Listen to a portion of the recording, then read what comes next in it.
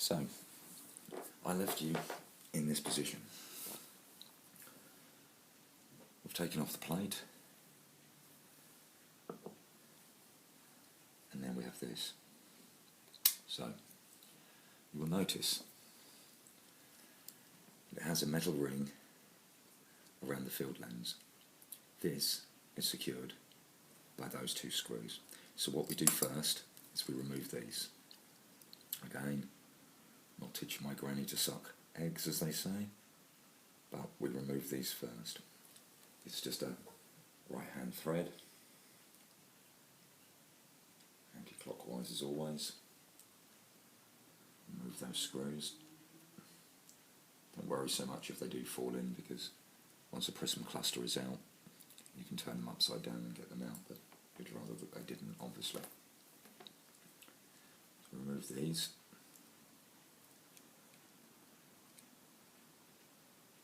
I find a little tip as well. Don't you just love these videos that give you these little tips? It's quite annoying, I'm sure. If you put a little bit of wax on top of your screwdriver blade, when you're digging into a screw and it's beginning to turn, rather than have it fall out, it actually enables you to keep the screw on the screwdriver. It's more so important when you're putting it back in, because they are such fiddly screws, as I'm sure you're all aware by now. So, we've undone these two. This should gently tease out. If it doesn't, don't worry about it. But they should just gently tease out. This one is quite tight, so we're just going to leave him in there, because the last thing we need to do is to chip a prism. Prisms for these are very, very hard to come by, as I'm sure, again, you're all aware. So, we now have these two screws here. This is what locates this prism into its position. So, what we do is, gently, we undo them. Now, whilst we're doing this, because you don't want the prism to fall forward, it shouldn't do, because that screw there, if you can see it, is held, or is actually holding a metal plate on the front of that prism. And this is why you find a lot of the H model end up with chipped prisms, because there is nothing cushioning those prisms except metal. One massive jar, and all along the edge they do tend to chip. So, we're now going to undo these two. Again, they are right hand threads.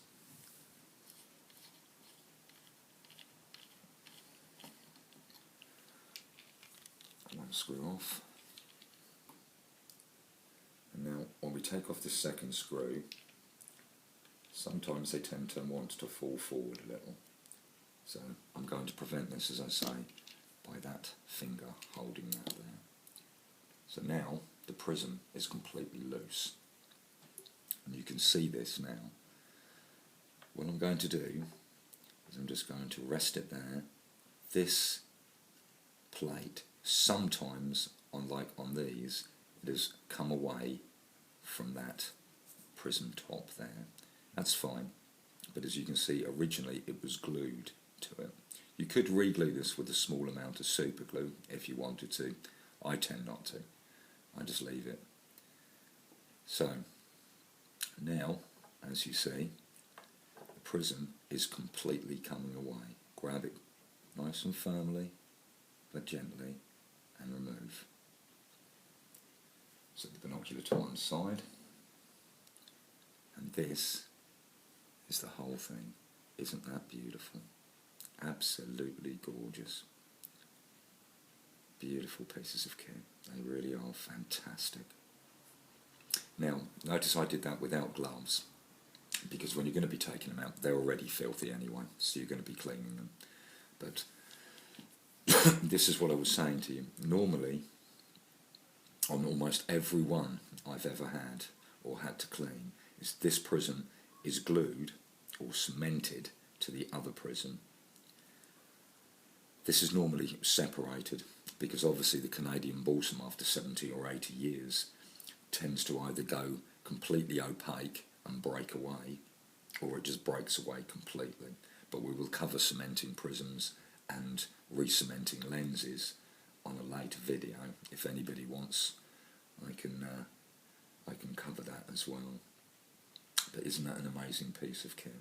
Absolutely wonderful. I love them. I just can't sing enough praises of this binocular and the people who actually made them. So that's what you do. That's how to get inside of them. Now, obviously the same thing applies with this prism as all of the others, whether they're Porro one.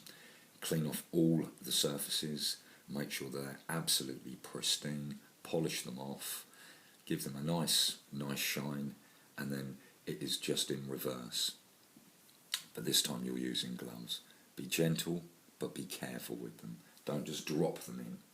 Again, what I tend to do when I'm putting them back in is I put it onto its side, but again I would be wearing gloves of course, and I put them in like that, nice and gently, put them back exactly the way you found them, and what you will find is that it will want to lean forward.